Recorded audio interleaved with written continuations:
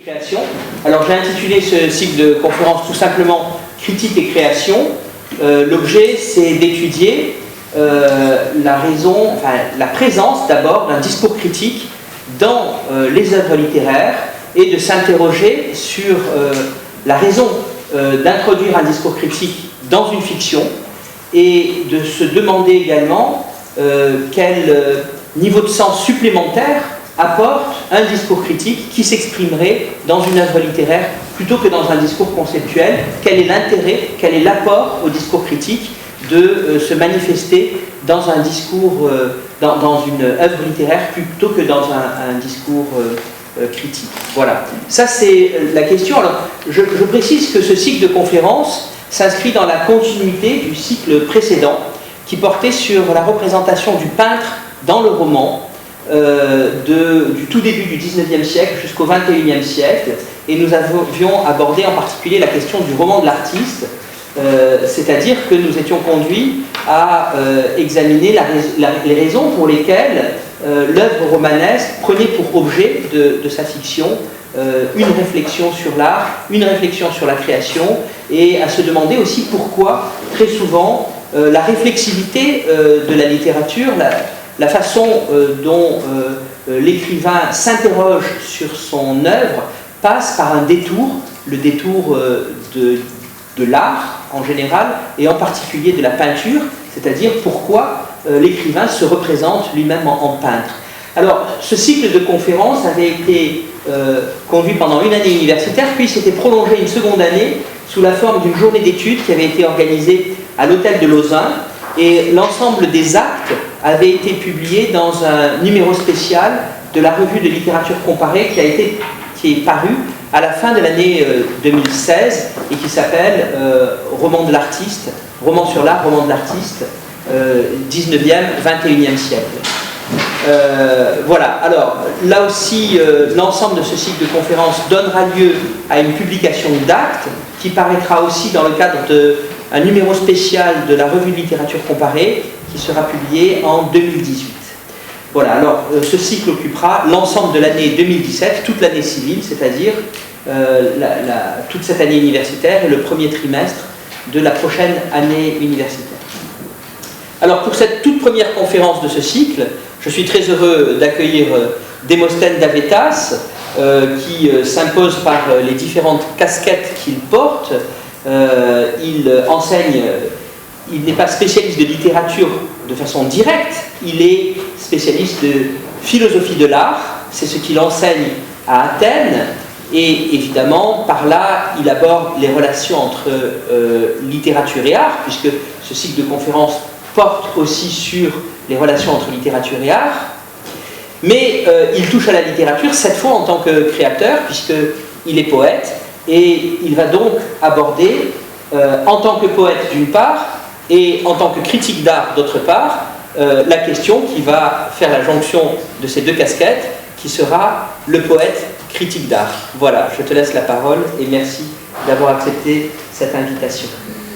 Avant de commencer, je vous remercie d'être présent et je remercie spécialement Bernard Franco pour cet honneur qu'il me fait d'être ici à la Vieille Sorbonne, dans ces bâtiments historiques où encore, si vous voulez, l'odeur de civilisation est encore présente, avant que ça soit disparu, je ne sais pas quand, mais je ne l'espère pas. Mais en tout cas, il y a encore l'odeur de la culture, et ça c'est très important pour la mémoire, pour notre éthique du travail et pour notre vie spirituelle assez saine.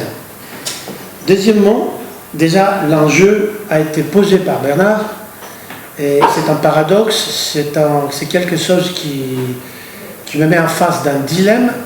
Comment on peut être en même temps en plein d'énergie à travers deux casquettes, à travers deux visages au moins, c'est-à-dire la casquette, le visage du poète et aussi la casquette, le visage du critique d'art. C'est quelque chose qui n'est pas évident, n'est pas facile, parce que ça peut prêter à la confusion.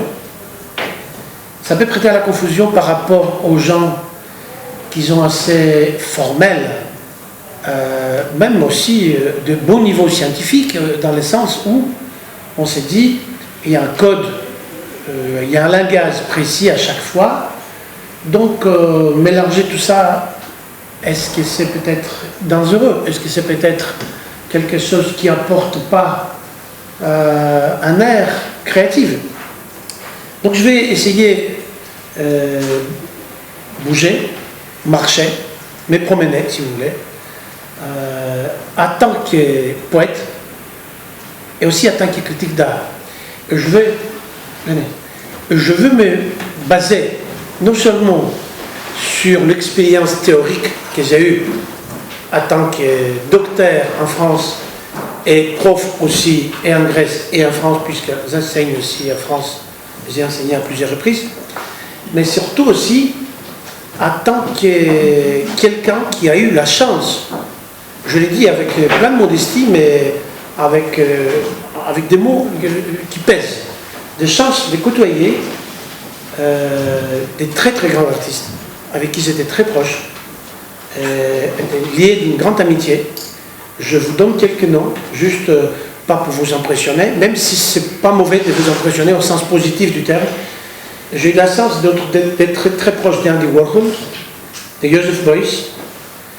J'étais un ami très proche de Jean-Michel Basquiat jusqu'à la fin, jusqu'à 2 jours avant qu'il meure, avec Marina Abramovic, avec qui on a fait plein de projets ensemble, Gilbert et George. J'ai eu la chance d'avoir le dernier entretien avant qu'il meure. Bon, ça c'est peut-être pas un compliment, mais bon, en tout cas, je fais un peu d'humour noir. André Manson, qui m'avait appelé lui-même à faire la discussion.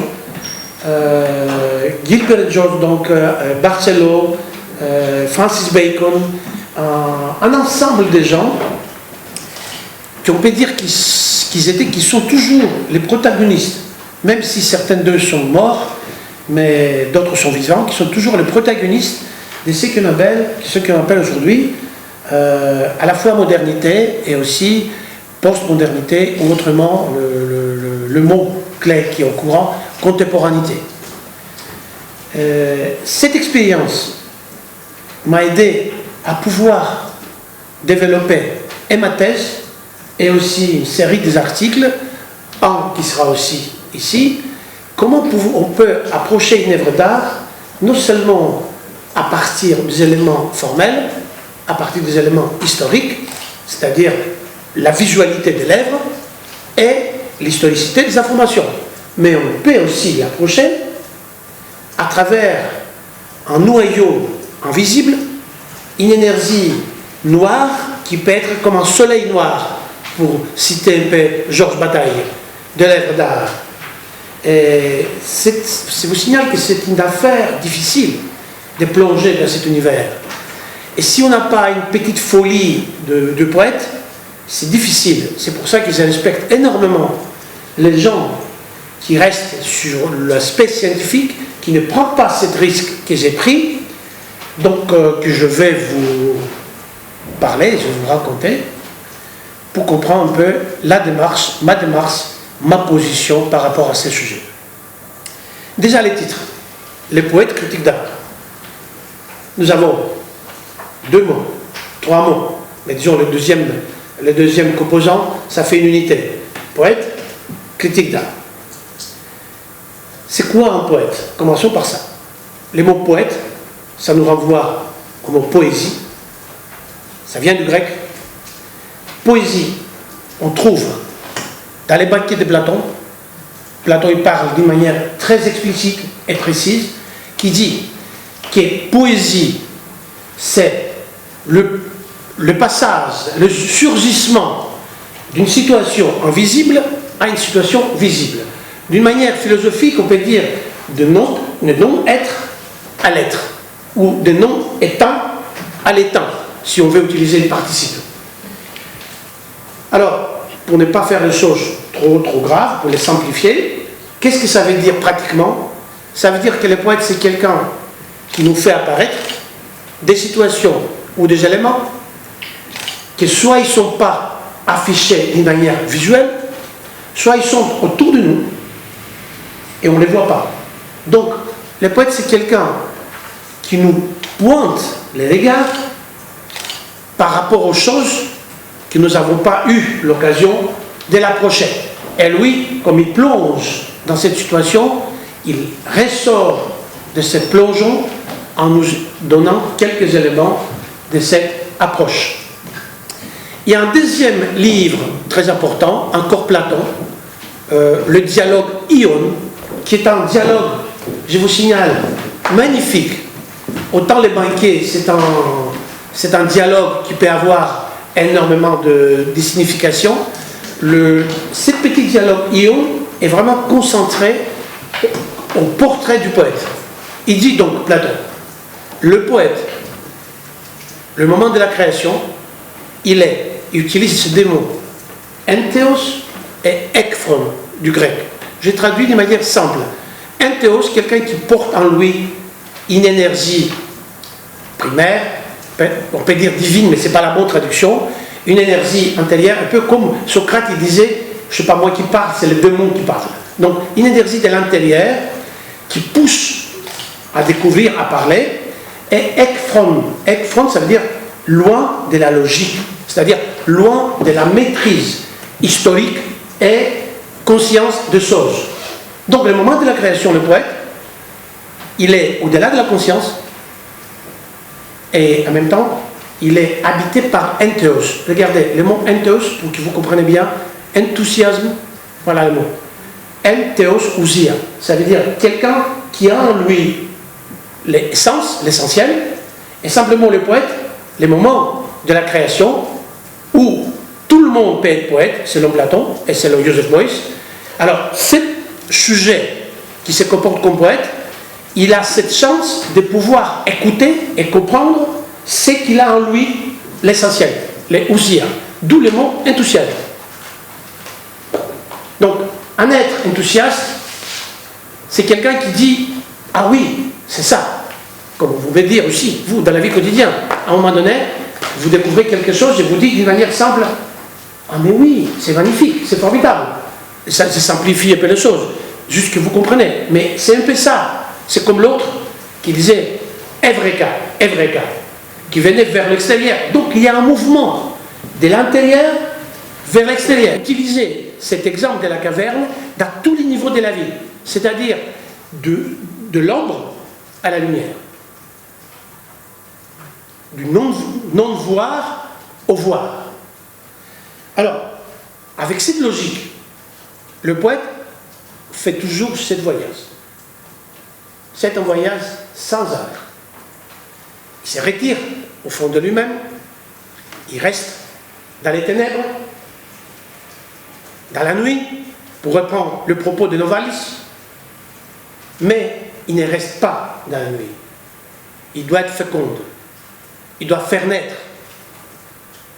Et pour faire naître, il faut qu'il y ait un bébé, d'une manière métaphorique simple, sort. Qu'est-ce que c'est le bébé? C'est la naissance d'une forme. Une forme qui peut être soit littéraire, soit d'autres formes, on va voir plus tard. Cette forme littéraire, ce bébé que le poète fait venir au monde, c'est fait par certains matériaux. C'est quoi le matériau? Le mot. Un mot, c'est un matériel. C'est pour ça que chaque mot doit être construit avec exactitude pour pouvoir contenir et en même temps incarner, c'est le mot incarner, c'est très important, incarner le maximum de cette énergie pour la donner aux autres. Un poète, c'est un peu, si vous voulez, venez, passez. Les poètes, selon cette tradition, il n'est pas loin d'une manière sémiologique ou conceptuelle de Prométhée. Là, vous allez évidemment me poser la question, là, pourquoi vous nous amenez à la mythologie, vous nous amenez à la tragédie d'Eschylus. Qu'est-ce qu'il dit la tradition? Qu'est-ce qu'il dit la mythologie? Au début, c'était les dieux. Les dieux, ils avaient cette capacité de posséder l'art et le feu. L'art, c'est-à-dire cette force de créer des objets, de créer des formes. cette force de pouvoir faire naître. Quand a demandé à Prométhée et à Épiméthée, deux frères, de créer le monde, parce que les dieux voulaient jouer, voilà, selon la mythologie, qu'est-ce qu'il a fait Épiméthée, qui son mot, ça veut dire quelqu'un qui va plus vite que sa pensée, tandis que Prométhée, c'est quelqu'un qui pense avant de faire, donc plus sage Prométhée. Il a oublié beaucoup de matériel par rapport aux hommes. Donc il a donné presque à la perfection matérielle aux animaux, il a laissé les hommes un peu faibles. Alors Prométhée, il est venu, il a dit, mais qu'est-ce que tu fais encore une fois des bêtises? Il faut arranger cette chose-là. Qu'est-ce qu'on va faire? Eh bien, on va aller voler le feu, et surtout l'art, le feu d'Héphaïstos et l'art d'Athéna. Parce que l'homme, sans ces deux éléments, il sera très faible. Il ne pouvait pas tenir dans un monde avec cette agressivité. Il a pris donc l'art, il a donné aux hommes, et vous connaissez la suite, il a été puni et tout ça. Tout ça, c'est une sémiologie. Si le royaume des dieux, c'est nous, c'est ça. Et si l'art, c'est rien d'autre que cette possibilité de poète créer des formes, dans ces cas-là, le poète Prométhée, dans ces contextes-là où j'utilise, c'est quelqu'un qui doit toujours chercher le étant, c'est-à-dire l'essentiel. Donc un poète, il ne peut pas rester uniquement sur les formes extérieures du monde, il veut toujours voir ce qui se passe à l'intérieur, ce qu'on ne voit pas. Ok? Ça, c'est quelque chose de général. On peut le trouver aussi dans les poètes modernes. Dans les discours de Baudelaire, il y a plein de moments où il parle de ça. René Char, surtout dans son livre Feuillet d'hypnose, il parle de ça d'une manière magnifique. On peut parler aussi d'Arthur Rimbaud. Ok, Bateau ivre. Vous allez voir plein de références sur ce comportement du poète. Donc ça, c'est le premier composant de l'introduction d'aujourd'hui. Allons-y. Donc on a compris que le poète, c'est quelqu'un qui ne peut pas rester sur les formes extérieures uniquement, mais c'est quelqu'un qui est un peu bizarre, si on peut dire ça, d'une manière un peu rigolote. Quelqu'un qui veut toujours aller derrière les choses matérielles, toujours ou parmi les choses matérielles, ou à l'intérieur des choses matérielles, pour découvrir ce qui se cache, ce qu'on ne voit pas. Allons-y maintenant au deuxième composant, critique d'art. Critique d'art, c'est un terme qui a été utilisé, vous savez, pendant la modernité. C'est un concept de la modernité. Vous pouvez voir ces deux mots, des arts de l'époque latine, mais si vous voyez par exemple Alberti ou Plivius ou d'autres gens comme ça qui ont écrit sur l'art, ils n'ont pas fait la critique d'art.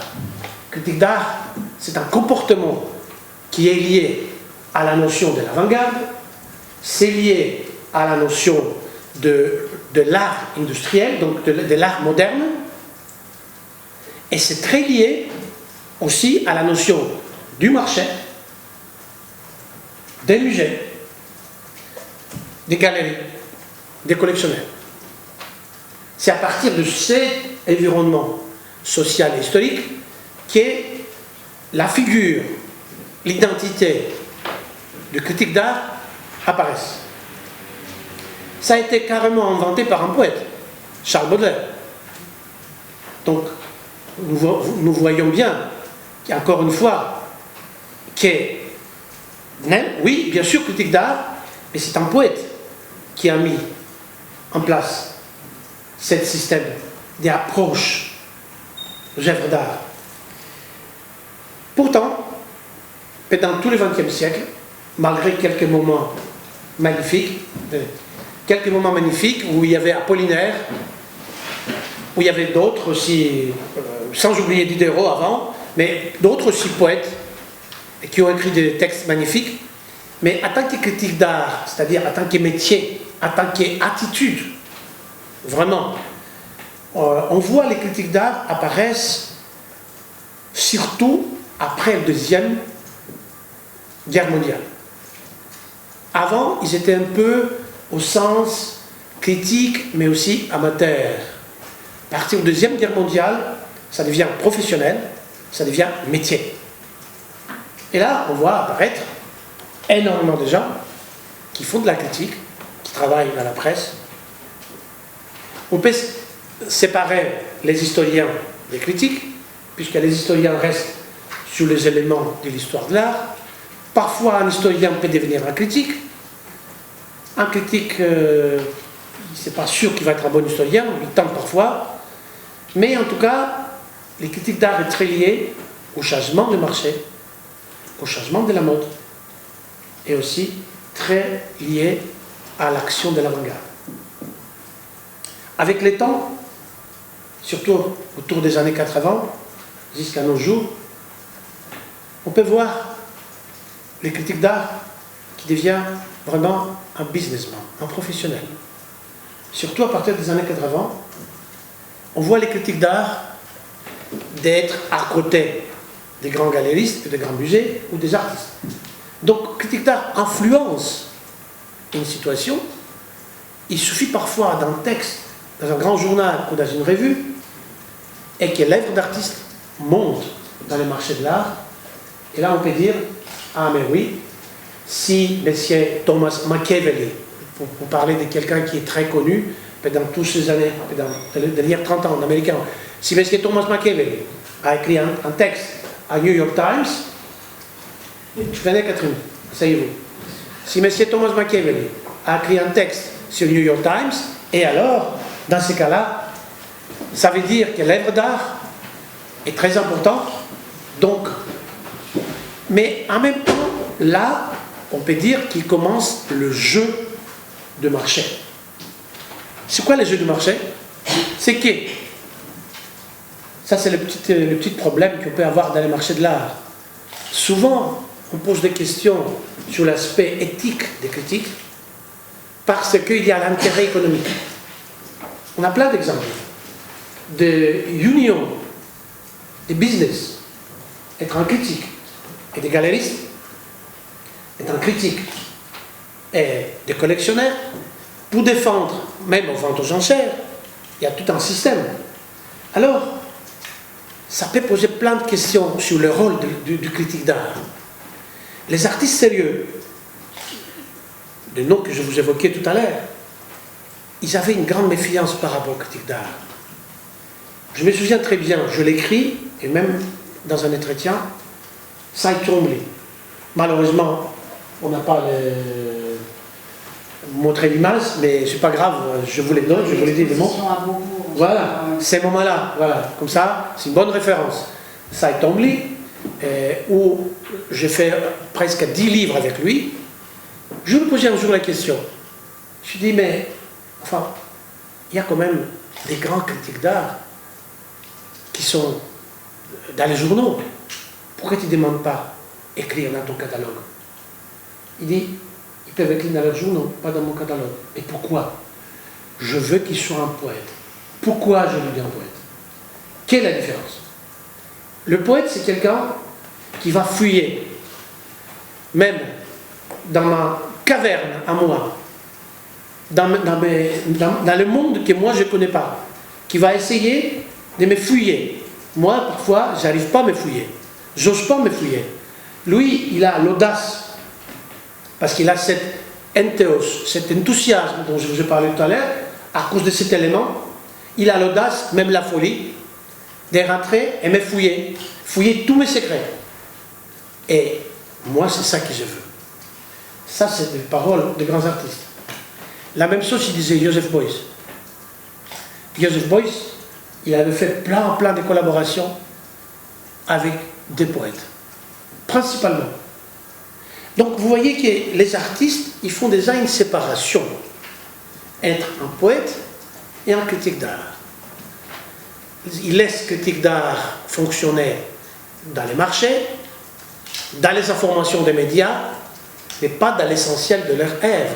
Là où les catalogues, vous savez, un grand catalogue de Beaubourg, de Cy Twombly par exemple, c'est un document qui va rester d'une manière historique, où là-dedans, il faut avoir le meilleur de qualité des informations et des analyses qui vont rendre lisible est juste, historiquement et conceptuellement, le travail d'un artiste. Et alors, nous avons donc, comme je viens de l'expliquer, deux schémas carrément presque différents. Et moi je vous dis, mais on peut faire quelque chose ensemble. Alors quels sont les éléments? Comment on peut faire ça? Écrire quelque chose par exemple par rapport au travail de Twombly, par rapport au travail de Beuys, par rapport au travail de Warhol. Donc c'est vraiment ce qu'on appelle une écriture, une critique appliquée. Là, ça commence les choses difficiles. Le poète, il ne doit pas perdre son identité, l'identité de l'enthousiasme et l'identité de Ekfrom, comme je vous dis tout à l'heure, il ne faut pas la perdre. Mais en même temps, il faut qu'il soit dans l'univers de l'information, de l'historicité de l'œuvre et de l'histoire de forme. Comment on va procéder? Quelles sont les étapes? Première étape, nous avons l'œuvre en face de nous. Donc nous avons une réalité visuelle. Cette réalité visuelle, qu'est-ce que c'est? Ça contient quoi? Ça contient figure, s'il s'agit d'art figuratif. Ça contient abstraction, s'il s'agit d'art abstrait. Ça contient une installation, une mise en place des matériaux, s'il s'agit d'une installation. Ça contient une performance, donc des éléments vivants, un artiste ou d'autres qui peuvent bouger s'il s'agit d'une performance, comme tout à l'heure je vous ai mentionné Marina Abramovic ou John Cage ou tous ces gens-là. Alors ça c'est la réalité matérielle. Il faut donc commencer par la matérialité, par la réalité matérielle. Ça veut dire quoi ça? Commencer d'abord donner l'historicité des matériaux. On dit Joseph Beuys par exemple, c'est un artiste qui appartient aux années 60. C'est un artiste qui a fondé le mouvement Fluxus. C'est un artiste qui a fait telle chose, donc des actions qu'on peut trouver facilement à n'importe quelle recherche de documents qu'on peut faire. Jusqu'à là, c'est une chose. Deuxième chose, analyser l'histoire des matériaux. Par exemple, il utilise le feutre, Joseph Beuys, ou il utilise la graisse, G-R-A-I-2-S-E. Pourquoi? Quelle est l'histoire de ces matériaux? Moi, je le fais à cause de mon accent, parfois, Grèce, vous pouvez imaginer que je parle de la Grèce. Donc ça va, j'ai beaucoup parlé de la Grèce, il ne faut pas quand même rester uniquement là-dessus, c'est pour ça. Donc Grèce, c'est le matériau. Ok? Et juste pour vous donner l'exemple. Ensuite, des couleurs. Pourquoi cette couleur? Une fois qu'il a accompli ces deux éléments, information, historicité et analyse, matériaux, couleurs et figures ou abstraction, là, théoriquement, c'est fini le travail de la critique. C'est là où le poète rentre en jeu. Il ne va pas rester sur l'élément extérieur. Il ne va pas rester uniquement sur la notion du couleur rouge. Il ne va pas rester sur la notion de l'élément, le feutre.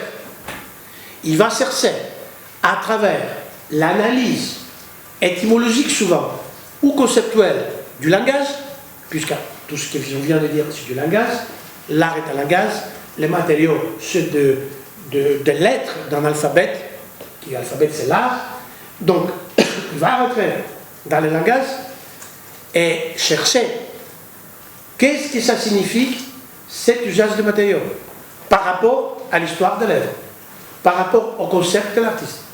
Il va fouiller donc à l'intérieur, dans la chambre noire de l'identité de l'œuvre, pour pouvoir découvrir, soi-disant, s'il peut, un maximum des secrets de l'identité artistique de l'artiste et de l'œuvre. C'est un travail qui est là, c'est un risque. C'est un risque parce que souvent, c'est l'élément subjectif. Et il peut être critiqué dans le sens où, ok, vous l'avez dit très bien, mais c'est poétique. Ça veut dire que quand vous écoutez ça, c'est poétique, par rapport à la scientifique, c'est déjà suspect. Ça veut dire qu'on ne l'accepte pas beaucoup. Donc la tâche du poète, c'est difficile. Pouvoir rendre le poétique dans le scientifique. Rendre le poétique dans l'historique. Et pour faire ça, il faut toujours respecter les règles historiques et scientifiques, mais en même temps donner l'aspect poétique de chaque information, puisque le monde a toujours des visages, au moins. Le monde n'est pas que matériel. Ce qui nous entoure, ce n'est pas que matériel. Il y a une énergie, il y a une âme derrière ce qui nous entoure. Il y a un enthousiasme dans les termes qu'on a utilisés depuis le début. Donc, ce lien entre l'enthousiasme, le démon, pour utiliser le mot de Socrate, et la matérialité de l'œuvre, c'est cette voyage, cet équilibre qui est le but de la recherche d'un poète critique d'art. Si vous lisez par exemple le texte de Baudelaire, vous allez voir une mise en place, une mise en scène excellente de ce que je viens de vous dire. Au point qu'aujourd'hui, il a parlé des artistes qui sont complètement oubliés. Les artistes sont disparus. On ne se souvient pas d'eux, mais on se souvient du texte de Baudelaire qui a écrit pour eux, ou sur eux. Pourquoi? Parce qu'il avait mis ces deux éléments. Ces deux éléments qui ont fonctionné d'une manière magnifique entre eux. Donc ça, c'est la première chose. Je pense qu'on a compris un peu, j'espère, un peu le premier aspect de l'introduction. Deuxième chose. Qu'est-ce qu'il y a encore? Vous savez, il y a un livre que je vous conseille de le lire si vous ne l'avez pas lu, L'esthétique de Hegel. C'est un livre génial. Il met les classements des arts. Il commence par l'architecture, après le 5e des arts, 4e met la sculpture, 3e met la peinture, 2e met la musique, et 1er met la poésie. Pourquoi? Parce que, comme il explique dans ce livre-là, avec les moindres des matières, les moindres d'éléments, on peut créer le maximum de l'espace de générosité pour tout le monde. Le grand Georges Louis Borges, il disait, dans ses textes poétiques qu'il écrivait, le rêve du poète, c'est d'écrire un poème avec un mot. S'il réussit d'écrire un poème, le plus grand poème du monde, avec un mot, là, il a accompli la perfection. Donc vous voyez que les poètes, ils cherchent le minimum de matière. Parce que il veut secouer, il veut fouiller, il veut chercher, il veut même cogner. Dans ce sens-là, fertile et positif. Il y a une autre chose que je voulais parler. Le poète, on peut dire d'une manière philosophique et simple, c'est la métaphysique du sujet. Je pèse mes mots, la métaphysique du sujet. Souvent, on avait l'intention de dire la métaphysique. Déjà, vous savez que le mot métaphysique n'existait pas. C'est un mot inventé. Vous savez l'histoire. C'est que Aristote, il n'a jamais écrit les mots métaphysiques. Aristote, il avait écrit autre chose à sa place. Simplement, quand ils ont trouvé les textes, ils ont commencé à classer dans la bibliothèque. Ils ont vu, cette partie, c'est la physique d'Aristote, cette partie, c'est après la physique. Donc, ils ont pris, ils ont dit la métaphysique. Donc, c'est un mot qui ne correspond pas parfaitement à Aristote, même si lui, il a beaucoup parlé de choses métaphysiques, entre guillemets, qu'on parle aujourd'hui. Mais ce qui est important, c'est que, qu'est-ce que ça veut dire la métaphysique du sujet? Revenons un peu à la mythologie, à la période d'Hésiode. Qu'est-ce qu'il dit Hésiode? Au commencement était le chaos. Il y avait deux éléments seulement, le chaos et la terre. Donc, presque à l'aérien, au niveau d'image, l'anicronisme total, la nuit, quelque chose où il n'y a pas de lumière, visuellement, apparemment, et quelque chose de matériel, la terre. Et entre les deux s'est développée l'énergie de la vie, qu'il appelait Eros, amour. Grâce à cette énergie de l'amour, est né le ciel avec la terre, ensemble. Ils étaient un corps. Après, je ne vais pas rester trop dans l'histoire, il y avait une sorte de coupure, le ciel est parti, la terre est restée, et ils se sont séparés. Mais cette figure de l'énergie, les héros, c'est une belle métaphore du poète. Au sens du créateur, du petit créateur, au sens de entheos et ekphron, qu'on a utilisé depuis le début, au sens de quelqu'un qui travaille sur l'apparition de quelque chose qui n'existe pas matériellement, mais qui existe dans son non-existence. Est-ce que c'est compréhensible, comme je l'ai dit? Parce que je veux que ça soit compréhensible. C'est ça qu'il dit Platon. Du non-être à l'être. Ça veut dire de non-apparition, de non-existence à l'existence. Donc le poète fait ce travail-là.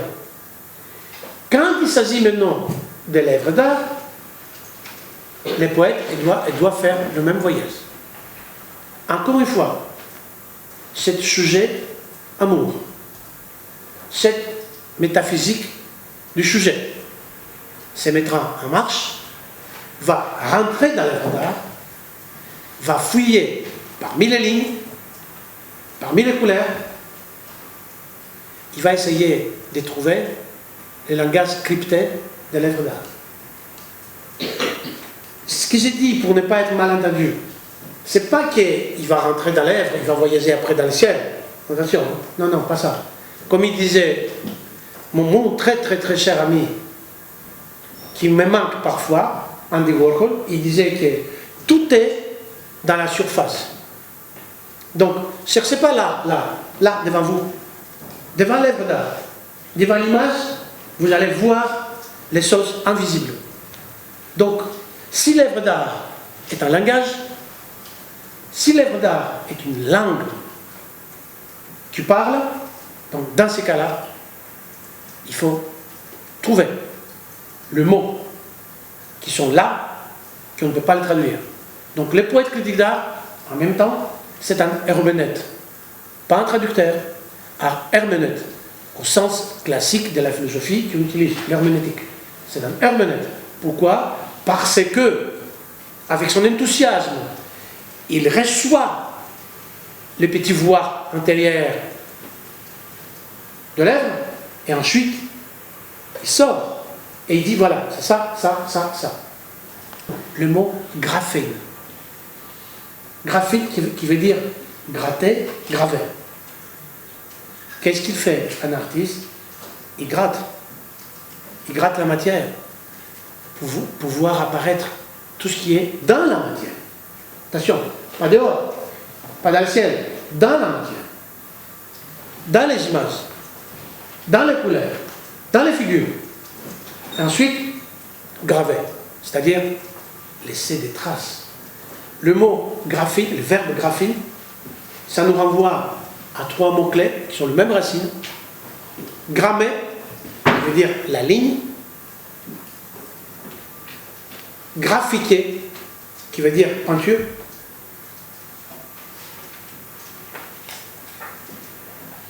Et gramma, qui veut dire la lettre.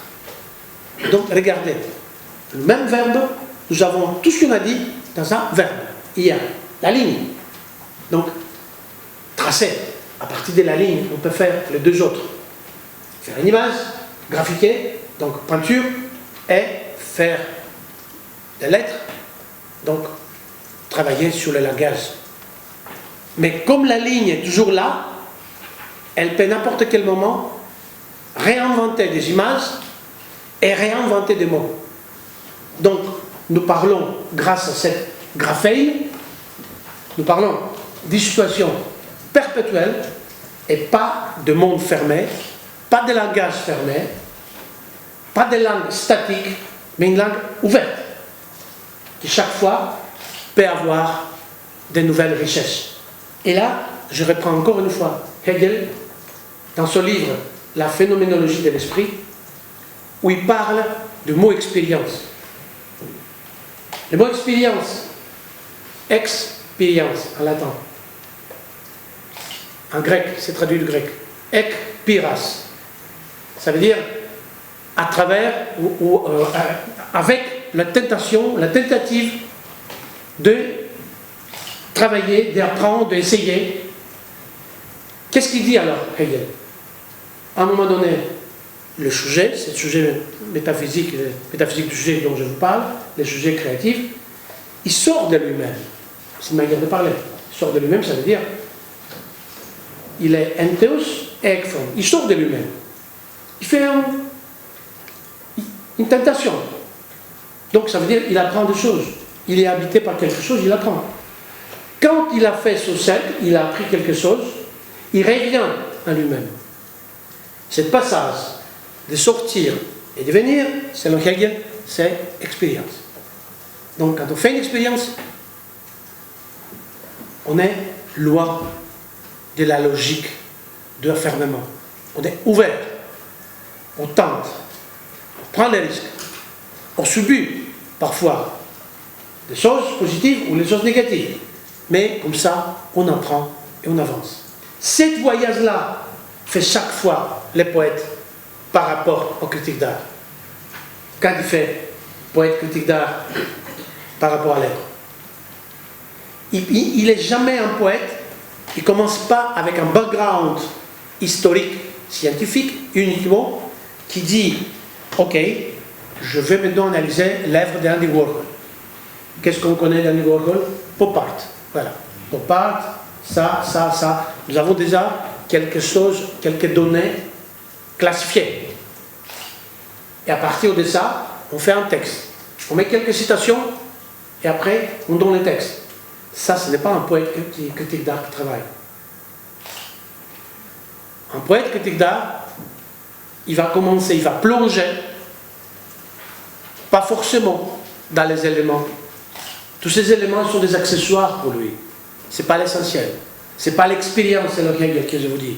Ce n'est pas les voyages de Hésiode entre la terre et le chaos et le ciel. Ce n'est pas les voyages de Prométhée vers l'art et le feu. Ce n'est pas les poètes selon Platon, Entheos et Ekphron. Donc voilà la différence entre un critique d'art au sens formel du terme, avec tous les respects. Et attention à ce que j'ai dit, j'ai démontré la différence. Hein. Je ne fais pas une critique à la critique, je montre la différence qui est assez compliquée pour cette liaison. Mais un poète prend ce risque. Et parce qu'il prend ce risque, il est parfois capable de sortir des concepts ou des thèmes qui peuvent provoquer même des réactions, des interrogations. Je me souviens, je vous donne un exemple. Dans l'exposition précédente de Cy Twombly, à l'époque où il était encore directeur, moi j'étais très jeune, j'avais juste 24 ans, 25. Donc ça veut dire quand même pas mal d'années.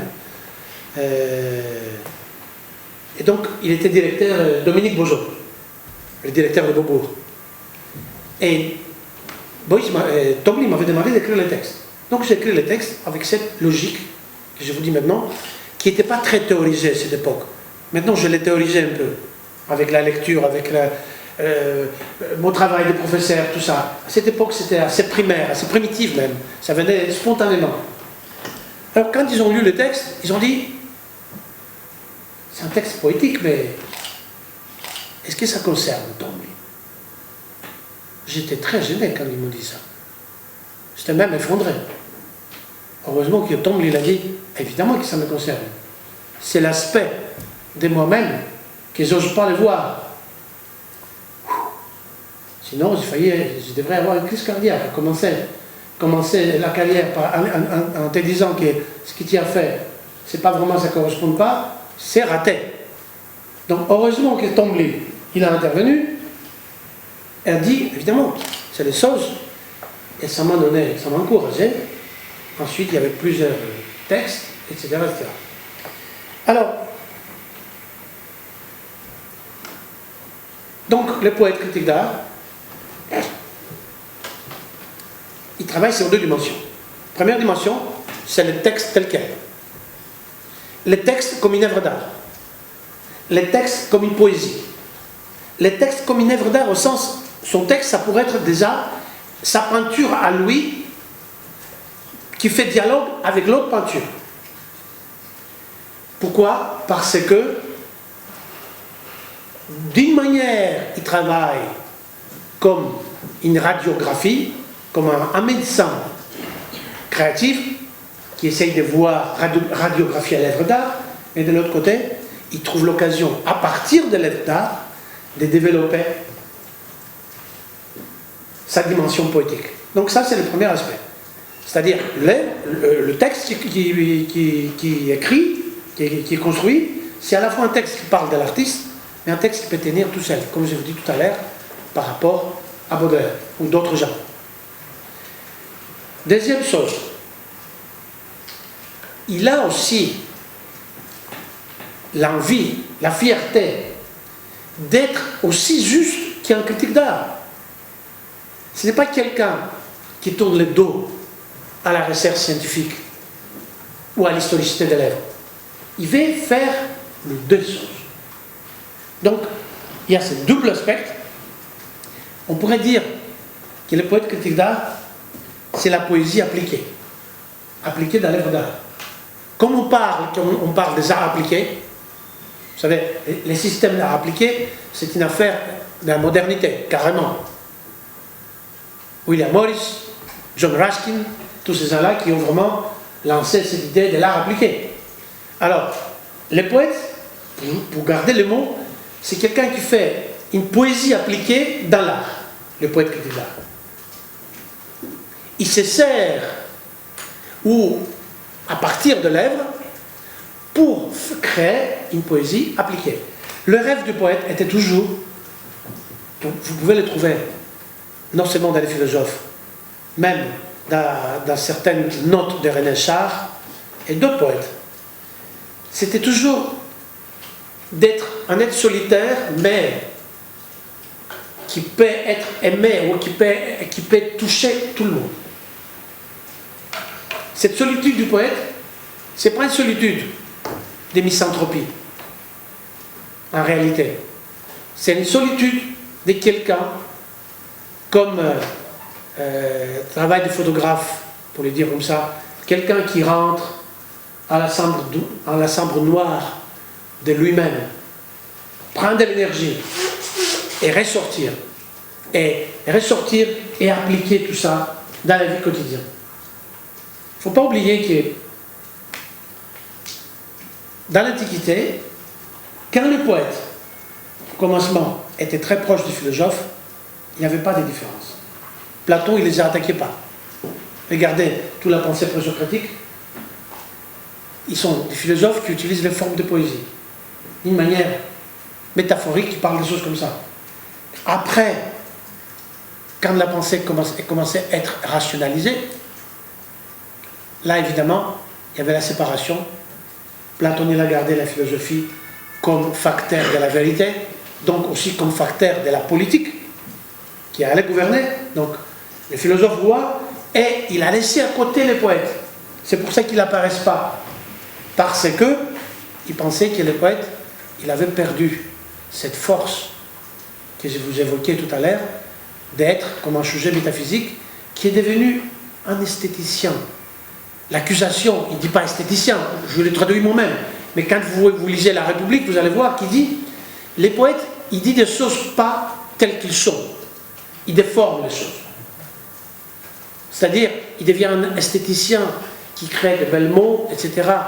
Tandis que la poésie au commencement, ce n'était pas de créer uniquement de belles mots, ce n'était pas chercher uniquement le bel mot pour le bel mot. Chercher les mots pour que les mots, c'est un miroir du vrai. Le premier poète, il y avait trois éléments. Le beau, le bien et le vrai. Voilà les trois éléments qui étaient inséparables. Ça a duré pas mal de temps. Après, ça a changé. Si vous voulez, nous avons 4 périodes de cette histoire de la poésie. Nous avons 4 périodes. Première période, c'est la période de l'Antiquité, où le poète obéissait à un mot, le mot cosmos. Vous allez voir, dans les poèmes de Sappho, les poèmes d'Archilochos, les poèmes d'Homère, même, cosmos, au sens de quoi? D'une sphéricité entre l'homme et la nature. L'homme, il n'est pas séparé de la nature. L'homme est dans la nature, et la nature est dans l'homme, inséparable d'eux. Donc, macrocosmos au microcosmos, qui est un petit poète, c'est la première période. Nous avons la deuxième période, qui commence avec le Moyen-Âge. Le mot cosmos a changé. À la place du mot cosmos, c'est le mot Dieu. Nous avons le poète comme un serviteur théologique. On parle de la théologie de la poésie.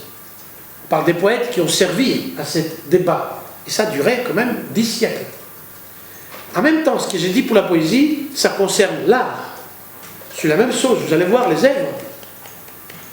Et cette période, ce sont des œuvres théologiques. Après, nous avons la troisième période. Quelle est la troisième période? C'est avec l'humanisme. L'apparition de la ratio. Là où le rationalisme et l'humanisme deviennent les centres. Dieu est mort, il disait à cette époque. C'est fini. Donc, qu'est-ce qu'il est au centre de tout? C'est l'homme, avec un H majuscule. Donc, l'humanisme, la ratio. Et là, nous avons des œuvres d'art où l'homme essaye de trouver le concept, le but. Qui est le but? L'autonomie. Puisqu'avant, avec la présence de Dieu, c'était hétéronome. Les lois et son comportement, c'était des hétéros, c'est-à-dire de l'autre, qui était Dieu. Là, il cherche l'autonomie. Et ça dure, cette période, jusqu'à début de modernité, fin 19e.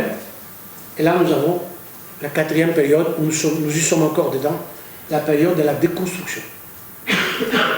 Là, on essaye de déconstruire l'humanisme, on déconstruire la rationalité, on déconstruire la pensée classique. On est en train d'avoir une rupture avec toute l'historicité du poète, même avec l'historicité de l'œuvre d'art. Il suffit de lire des poésies encore aujourd'hui, vous allez voir ce que je vous dis, c'est simple, c'est au niveau de la forme, au niveau du contenu, au niveau même de l'utilisation des mots, au niveau de l'art, la même chose. Regardez, par exemple, un tableau d'Anselm Kiefer, un exemple comme ça, ou un tableau de Georg Baselitz, des gens comme ça, vous allez voir la déconstruction en plein de figure, ou Jeff Koons, plein d'exemples. On ne sait pas où on va, on sait seulement qu'on a besoin du sens. Le poète critique d'art cherche à s'engager à cette voie-là. Il ne cherche pas à dire que c'est lui qui porte le sens, parce que ça serait trop prétentieux. Mais c'est un partisan de renouvellement, de recherche, du sens. Comme un avant-gardiste qui n'appartient pas à l'avant-garde. Comme un homme du progrès, mais qui n'est pas progressiste. Je fais bien la différence entre le progrès et le progressisme. Parce que le poète critique d'art, par son identité, il est au-delà des idéologies. Il ne se piège pas dans une idéologie du bien et du mal. Il essaye sphériquement d'approcher le monde, les choses et les êtres, vivants ou non. Cette sphéricité, ça lui donne la liberté d'avoir de la distance nécessaire, mais ça lui donne aussi le sens du devoir, d'un devoir éthique. Le mot éthique vient de ethos, qui veut dire la voie, le chemin. Donc, tracer le chemin, marcher sur le chemin, un chemin qui va tenter de trouver la réunification entre le sens et la forme, entre le contenu et la forme. C'est ça qu'essayent de faire les poètes critiques d'art. De ne pas rester uniquement sur la notion de la forme, mais d'essayer de trouver et d'ouvrir la voie où le contenu, où l'essence et la forme, l'élément intérieur et l'élément extérieur cohabitent d'une manière empathique, d'une manière synergétique, d'une manière créative. Si je devrais peut-être, parce qu'il ne faut pas se cacher, comme il disait Platon, il ne faut pas se cacher, il faut dire je, quand on parle de nous, il ne faut pas se cacher par une fausse timidité parfois derrière le on ou nous. Si donc, je devrais dire qu'aujourd'hui nous avons besoin d'un mot qui va nous donner beaucoup d'énergie, à tous les niveaux, au-delà des idéologies, c'est le mot créativité. Voilà le mot qu'on a besoin aujourd'hui. Créativité. Et là, je vais aller vers la fin de mon introduction en utilisant quelques phrases du maître Joseph Beuys, que je vous conseille de regarder son travail. Un énorme artiste qui au seulement il a marqué l'histoire, mais qui va la marquer, je parie, tout le temps. Donc, il disait, chacun est un artiste.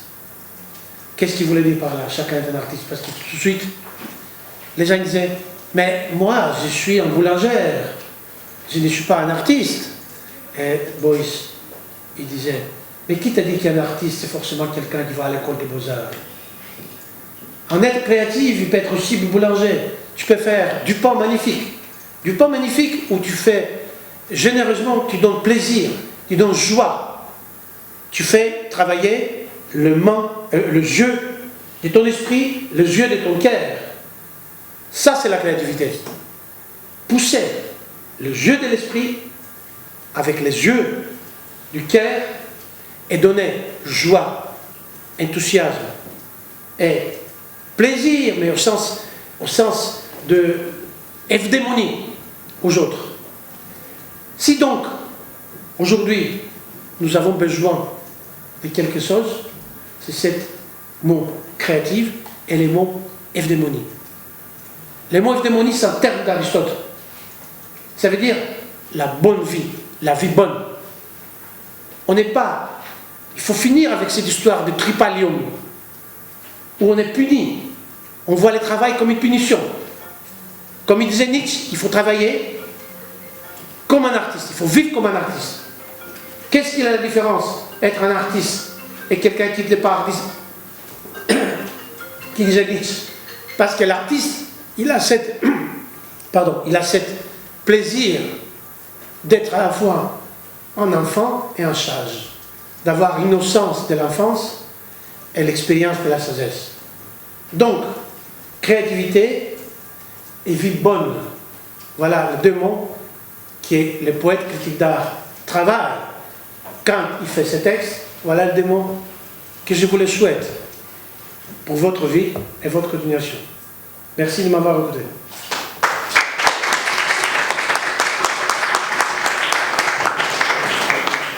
Bien, merci à Démosthène d'Avétas pour cette présentation qui embrasse le problème de façon large, qui pose aussi les fondements philosophiques en remontant aux sources de la philosophie grecque et à celui qui est à la fois celui qui a donné une définition de la poésie et qui est l'ennemi des poètes, Platon, hein, plus qu'Aristote finalement dans ta présentation. Voilà, alors je crois que la matière était suffisamment riche pour donner lieu à une discussion et à soulever avec plaisir, des questions qui pourront permettre de... Il ne faut pas avoir peur, hein, il ne faut pas être timide. Parce que souvent, on fait des discussions, il y a des gens qui ne posent pas de questions, et après, quand on sort, ils me disent « Mais si, je peux vous demander quelque chose ?» Mais non, mais il faut demander dans la classe. Il n'y a pas de problème, donc on est là. Bon, comme c'est la première qui est difficile, je vais la poser, comme ça, ça ouvrira la porte. Voilà. Donc, tu as commencé, finalement, par présenter cette analyse du poète critique d'art, en indiquant que la véritable élaboration de la critique d'art comme métier se fait dans la deuxième moitié du XXe siècle, et tu as finalement défini le critique d'art comme un homme d'affaires. Tu as parlé de businessman. Parfois. Et tu as montré comment l'artiste préfère ne pas être analysé par le critique d'art professionnel, mais par le poète. Alors, est-ce que selon toi, dans le rapport à l'art, est-ce que ces deux figures peuvent caractériser deux rapports à l'art? Celui qui aurait un rapport empathique à l'art, qui serait du côté de la création, et qui serait le poète critique d'art, et puis le critique d'art homme d'affaires, celui qui insisterait plutôt sur la matérialité. Tu as dit que le rôle du critique d'art était essentiel. Oui, parce que tu disais que ça avait un impact sur le marché de l'art. Oui. Donc est-ce que il y aurait deux figures de critique d'art qui désigneraient deux rapports à l'art? Est-ce qu'on peut voir les choses comme ça? Oui, on peut voir comme ça.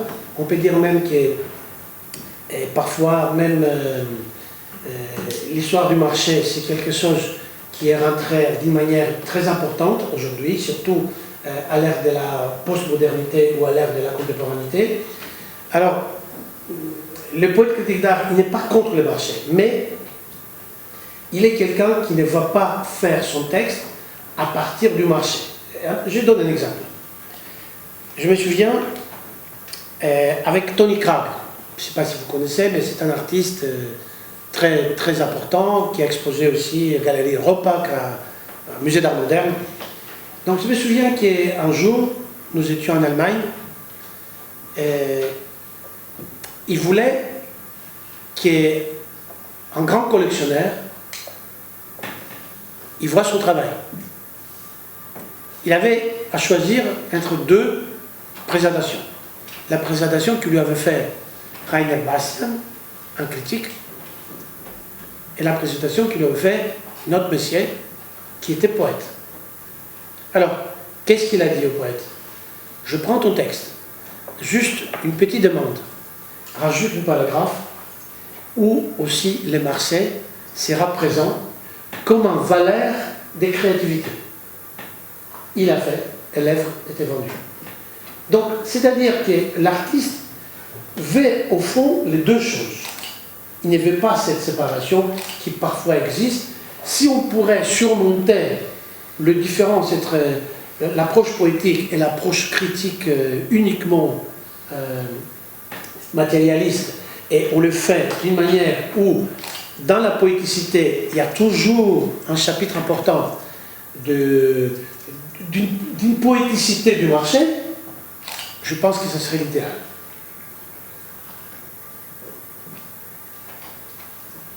Alors en plus, nous sommes dans une époque où, après avoir investi dans les actions qui se sont effondrées, les hommes d'affaires se sont d'abord tournés vers les lingots d'or, puis ils se sont rendus compte qu'on leur vendait du tungstène en guise d'or, et maintenant, le marché de l'art devient la valeur qui paraît la plus fiable. Mais alors si on en est là, si on est dans ce rapport à l'art, tu as indiqué que le critique d'art est celui qui avait un impact sur le marché de l'art. Finalement, la valeur la plus solide, ce n'est pas le papier des actions, ce n'est pas le poids du lingot d'or, mais c'est le mot du critique d'art. C'est ça qui fonde toute valeur financière? Et en tout cas, le mot du critique d'art joue un rôle très important. Parce que je vois souvent dans les artistes que je continue à voir comme amitié, tout le monde dit: oh là, il y a l'article M. Radcliffe ou M. Donald Caspy ou je ne sais pas tel quel, il va faire un article. Donc il devient tellement enthousiaste, c'est tellement important en attendant que cet article va paraître, que cet homme va approcher d'une manière critique son œuvre. Donc immédiatement, ça a des conséquences aussi économiques.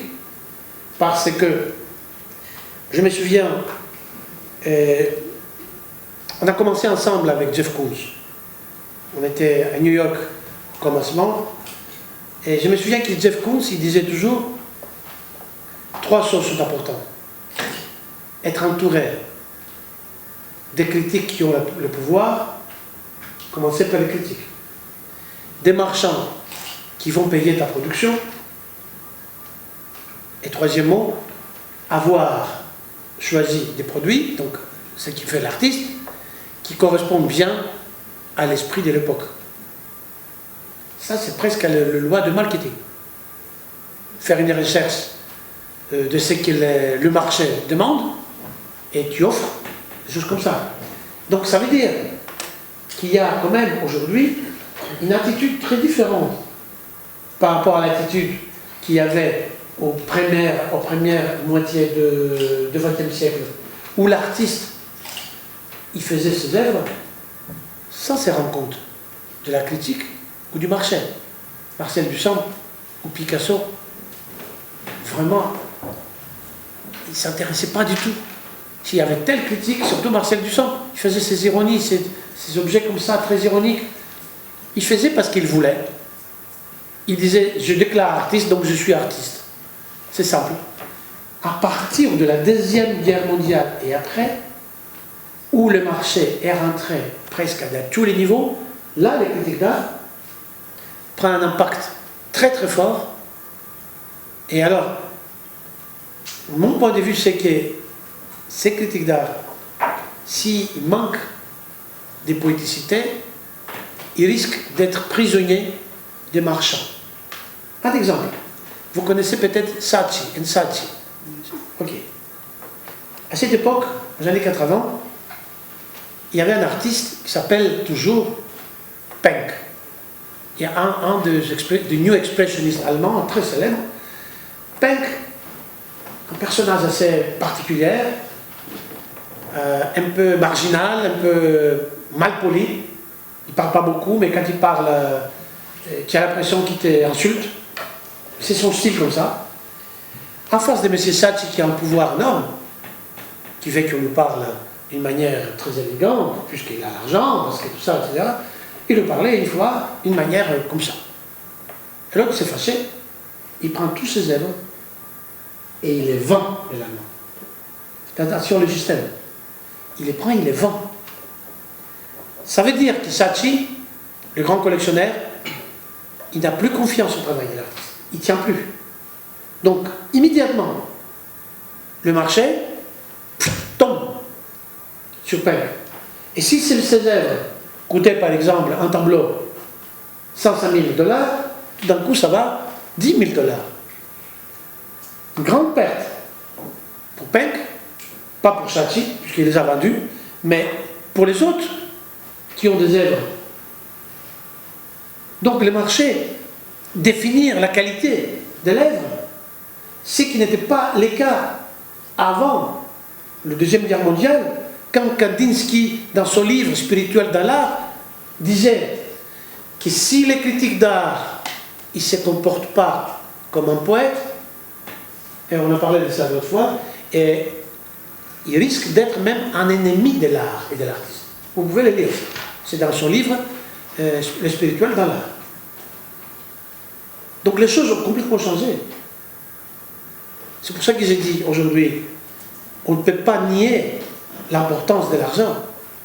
On ne peut pas nier l'importance du marché. Par contre, il faut trouver le bon équilibre où la qualité de l'approche, la qualité intellectuelle, même la qualité spirituelle, ça pourrait être un bon équilibre avec les lois du marché. Il ne faut pas que le marché soit la loi et donc l'artiste, l'art, obéit à ça.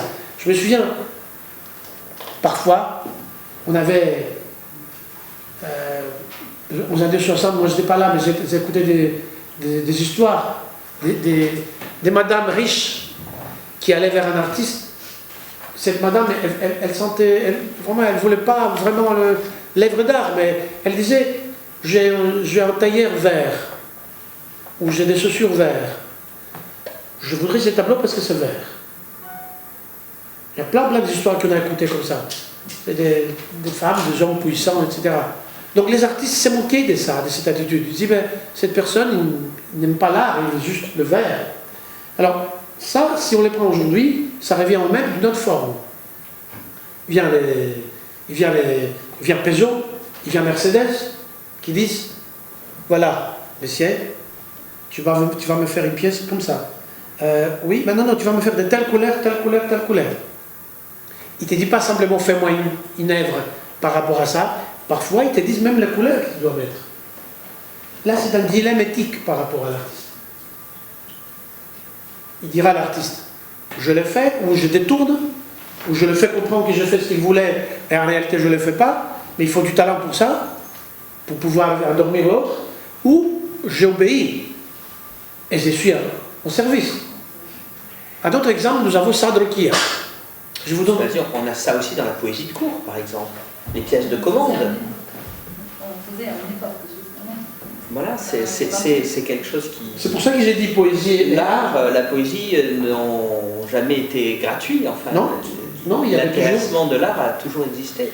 Alors effectivement, la question c'est où place-t-on la limite? C'est ça, c'est pour ça qu'il y a les limites. Par exemple, Goya. On connaît très bien que Goya, il ne pouvait pas exister comme il existait, même s'il avait du talent, s'il n'avait pas Isabelle, la reine. On sait très bien. Et d'ailleurs, une fois, elle avait menacé en lui disant, attention, tu ne fais pas le portrait comme je le veux, qui est fini comme artiste.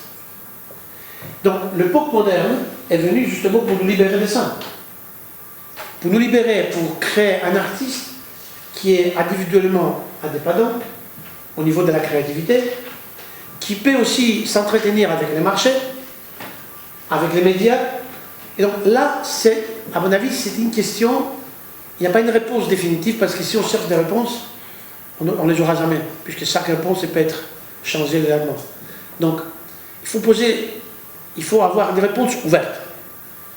Si nous avons, au fond de nous-mêmes, comme guide, l'idée de la créativité, et si nous considérons nous-mêmes ce que c'est vraiment créatif pour nous-mêmes, là on peut travailler, et avec l'argent, et avec tout ça, à condition que ce qui va être créé, l'œuvre, ou les produits, si vous voulez, comme on dit aujourd'hui, mais moi je préfère le mot œuvre, qui est produit, quand on les verra, quand on parle avec nous-mêmes, pas avec les autres, avec nous-mêmes, on saura qu'il y a une partie d'essentialité et de qualité par rapport à ça.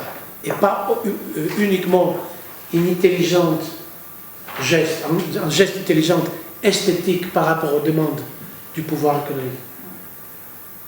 Donc c'était vraiment une question, ça revient au sujet. Vous voulez dire quelque chose, non? Autre chose. Oui, allez-y. En fait, vous avez parlé beaucoup d'Antiquité et ça m'a fait penser à un passage de l'Iliade où Homère fait une exphrasis sur le bouclier d'Achille. Et je me demandais justement, est-ce que Homère serait une figure possible du poète critique d'art avant l'heure? C'est pas mal, vraiment une très belle question. Belle question, bravo. Parce que vraiment, là, j'avais pas pensé, je vais utiliser, vous me donnez votre nom parce que je vais quand même vous citer. Je vais l'utiliser dans mon texte, mais je vais vous citer, parce que c'était vraiment très très bien. Oui, on peut dire ça. La description du poète par rapport, non seulement au bouclier d'Achille, mais généralement cet aspect pictural, où il parle de paysage, tout ça, on a l'impression que nous avons devant nous un peintre. Un peintre qui utilise les mots pour peindre et exactement travailler comme un critique par rapport à ça. Oui, je l'accepte, je pense que oui. Attention, l'exemple est compliqué quand même. Parce que, d'une part, ça va dans le sens de ton analyse, puisque le bouclier d'Achille, c'est une production divine, c'est pas une production humaine. Mais d'autre part, c'est pas une œuvre réelle, c'est pas un travail de critique d'art, il n'y a pas un commentaire d'une peinture. Divine, ça veut dire un produit de la tête aujourd'hui, avec les éléments qu'on traduit aujourd'hui. Oui, mais il y a critique. La critique d'art, c'est l'analyse d'une œuvre d'art. Là, il y a une façon de transposer en poésie une œuvre, mais qui n'existe pas. Ok, mais la manière où il nous le donne, donc c'est comme s'il existait. On pourrait imaginer un sous-genre de la critique d'art qui serait la critique d'une art fictive. Et ça, on en trouve dans toute la littérature. Absolument. Mais ça entre absolument là-dedans. Oui. Tout d'abord, un grand merci pour cet exposé magnifique. C'est moi qui vous remercie d'être là. Qui était passionné et passionnant. Vous êtes animé par cet enthousiasme dont vous parlez, on le voit. Et c'est le diable qui est en lui. C'est le diable qui est en lui, on l'a vu. Donc c'était vraiment très très intéressant. Et vous nous avez fait voyager dans le temps, dans l'espace, dans les arts. Alors j'ai une petite remarque et puis une question. mais la remarque, c'est bon, vous avez cité Hegel, vous avez fait cette célébration du mot comme un matériau unique et magnifique, et Hegel qui place dans son esthétique au sommet de l'hiérarchie des arts la poésie, mais vous n'ignorez pas, enfin je le rappelle parce que je travaille sur la danse, donc je le rappelle que sur la danse.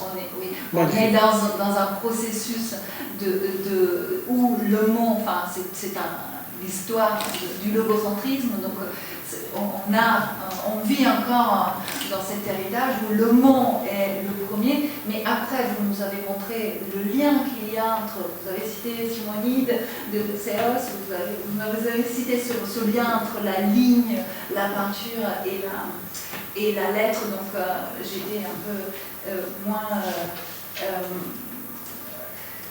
touchée, unique non seulement au mot, mais à tous les matériaux, ou tous les textes possibles, l'iconotexte, le correctexte, Oui. le logotexte, etc. Et alors, la question est la suivante. Vous avez présenté le travail du poète comme ce processus entre lui avoir quelque chose d'unique, de magnifique, de différent, et puis sortir, et puis chercher à avoir cette expérience. Vous l'avez présenté comme un hermeneute. Donc c'est cette approche au monde. Là maintenant, je reviens à Gadamer, à toute l'herméneutique. C'est pas connaître, c'est comprendre.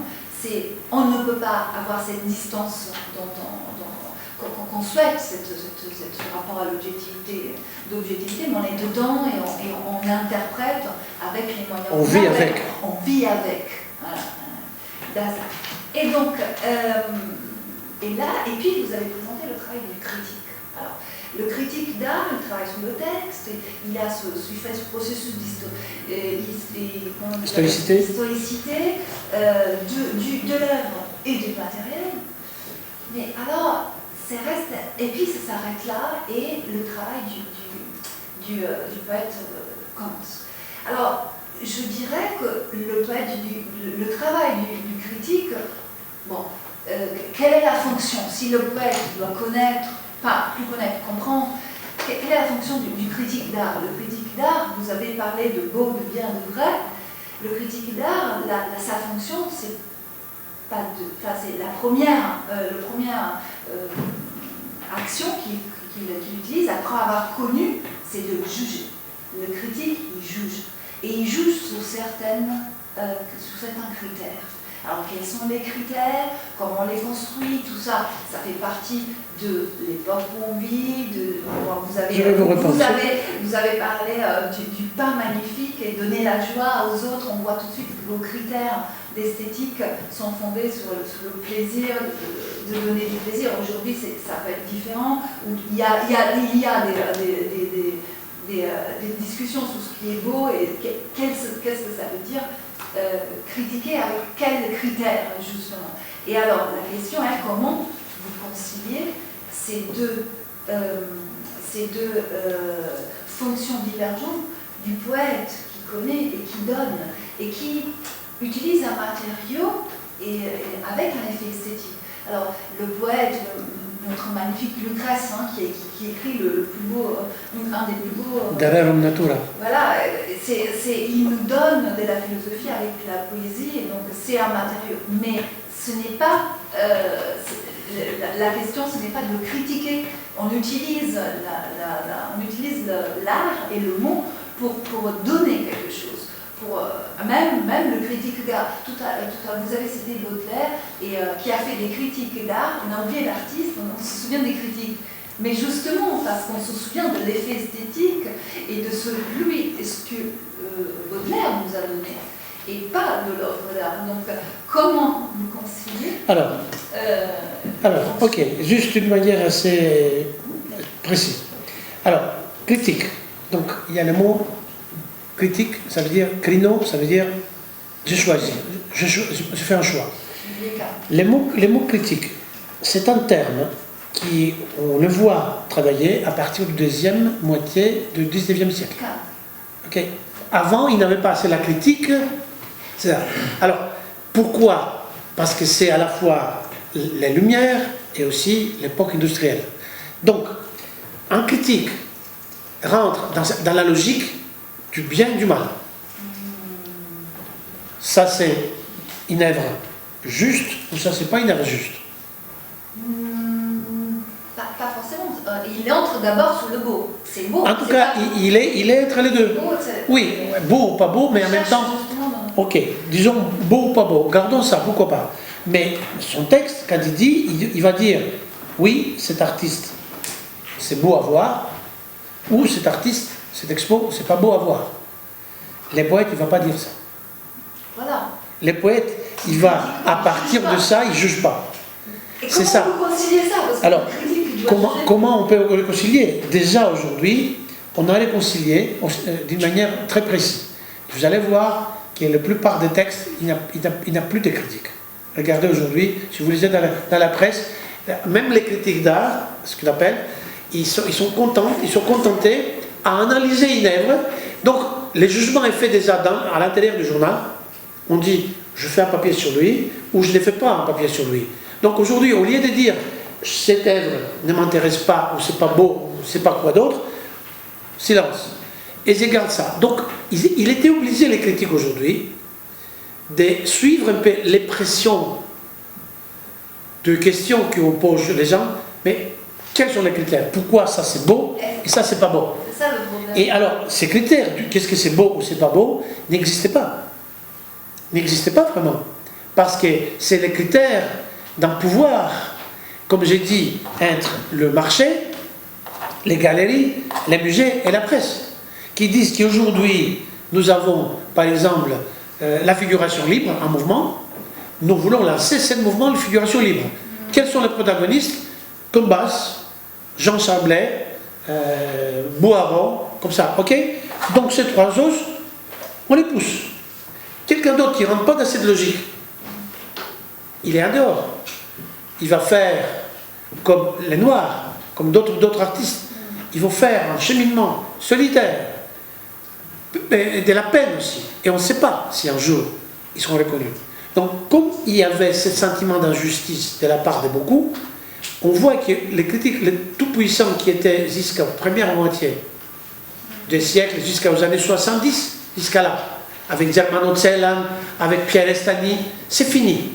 Ils ont décidé eux-mêmes de ne plus écrire sur la notion du beau et du laid, sur la notion du bien et du mal, parce que le poète qui arrivait, il disait, mais l'important, on ne peut pas dire le beau ou laid, parce que même le laid, il peut avoir, de notre point de vue, peut être beau. Donc, comment vous osez de dire ça? Donc les poètes, les critiques, ils se sentent un peu dépouillés de sa force.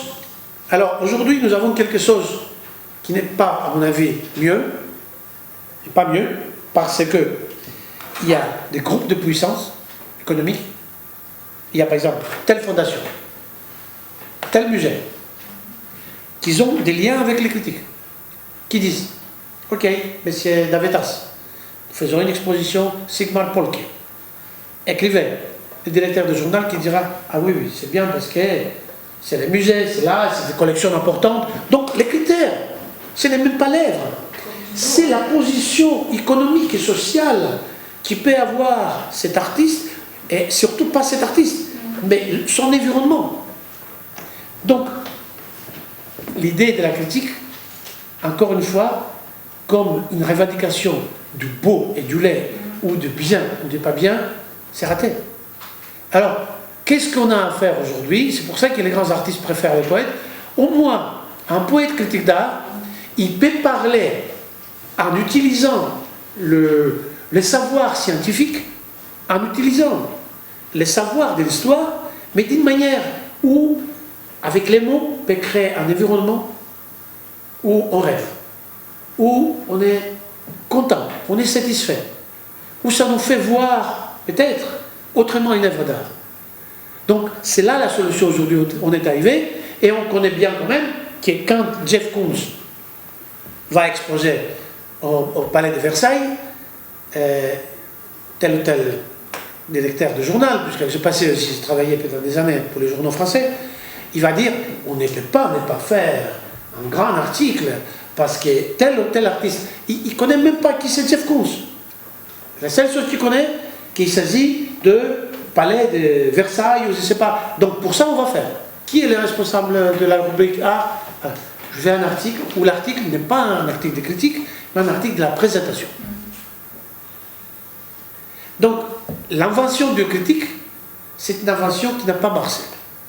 Comme l'invention du progressisme n'a pas marché, tandis que le progrès marche. Pourquoi? Parce que le critique, il a été usé par l'idéologie, comme vous l'avez dit très bien, du beau ou du laid. Cette idéologie de vouloir imposer d'une manière politiquement correcte, que c'est ça le beau, et pas ça. Ça fait révolter les gens. Et pourquoi ça, c'est le critère du beau, et pas les miens? Déjà, quand on lit Plotin, tu parles du beau, les critères du beau, il donne une telle large dimension au beau, où tout le monde peut y rentrer. Même celui qui a des yeux verts, ou qui a des yeux rouges, bon, je plaisante, mais des yeux là-bas, que lui aussi peut rentrer dans la notion du beau, quand on lit Plotin. Donc peut-être, cette idée de séparation, c'est pour ça que souvent, les gens de la mode, je travaille encore, on prépare un projet avec Azedine Alaya, et je vois comment il pense, Azedine. Il voit une fille qui est maigre, grande, comme ça, la forme classique. Qui, elle est très belle. Et là, elle présente une autre fille qui est 2 fois plus de kilos. Et je lui dis, mais enfin, ça et ça, ça c'est aussi beau Démosthène. Donc vous voyez, même les gens qui ont proposé de la beauté, ils ont élargi. Donc l'idée, et là, c'est ça qui est intéressant. L'idée de Kant, vous avez parlé de Kant. Kant, c'est le premier qui a parlé de l'élargissement dans ses critères. Il a parlé même comment ça s'appelle, de l'esthétique comme quelque chose qui est... voilà. Donc, finalement, on arrive... C'est la question du relativisme esthétique. Enfin oui, Kant a ouvert le relativisme esthétique. Voilà. Mais je pense qu'il y a 2 choses là-dedans. C'est-à-dire qu'il y a d'abord la fameuse formule de Kant, le beau est ce qui plaît, universellement, sans concept. Ce qui plaît, c'est le relativisme, mais il dit quand même universellement. Oui. Voilà, donc il pose quand même un absolu de l'art. Mais c'est quoi l'universel? Il est aussi celui qui défend la double esthétique du beau et du sublime, et qui oppose le sublime au beau. Oui. Et il ne dit pas que l'œuvre sublime est inférieure à l'œuvre belle. Absolument. Donc l'œuvre se passe du beau, déjà depuis Kant, et aujourd'hui, on est dans l'esthétique du laid. Donc, dans les critères d'évaluation de l'œuvre, le beau n'entre plus du tout depuis au moins 2 siècles. Alors, c'est pas que le beau est relatif, c'est pas simplement ça, il me semble. C'est que le beau n'est pas un critère. Oui, c'est ça. Alors, le bien n'est pas un critère, au moins depuis les vrais du mal. Les vrais non plus. Alors, reste la question du vrai, qui est contestée depuis Platon, mais toute l'histoire de l'art essaye de faire mentir Platon. Tu as dit le mot tout à l'heure, Bernard, universel. C'est quoi l'universel? Pour Platon, ou pour Aristote surtout, l'universel, c'est tout ce qui est lié au monde, à l'homme intérieur. On a l'exemple de pape Julius II. C'est lui qui avait demandé Léonard da Vinci, Michel-Ange, etc. Ouais. Souvent, quand on lit les textes, même quand on lit Alberti qui écrit de tout ça, et on voit que souvent il voulait s'imposer aux artistes en disant faites ça, faites ça. Il commandait le sujet, mais sur la forme, Michel-Ange, il n'acceptait rien du tout. Justement, c'était lui qui a... C'est moi le maître. Tandis qu'aujourd'hui, on t'impose, les marchands, on t'impose même les matériaux parfois qu'ils ont besoin, même les couleurs, même tout ça. C'est ça qu'on doit résister. On revient après voilà. On doit résister à ça. On ne doit pas nier l'argent, puisque l'argent c'est important, mais on doit retrouver un peu l'âme du poète artiste, du poète critique. L'âme, c'est une manière simple de parler, surtout cet enthousiasme, parce que grâce à cet enthousiasme, ça pourrait aussi évaluer autrement la figure de la créativité. C'est pour ça que j'ai parlé, que le mot-clé, c'est la créativité. Être créatif. Bien. Merci beaucoup d'avoir été là. On pourrait conclure avec cette phrase de Baudelaire, qui est quand même peut-être l'inventeur du poète critique d'art, qui disait un homme bien portant peut se passer de nourriture pendant 3 jours, donc se passer d'argent, je pense, mais de poésie jamais. Donc restons sur Baudelaire et allons dîner. Et merci de votre présence ce soir.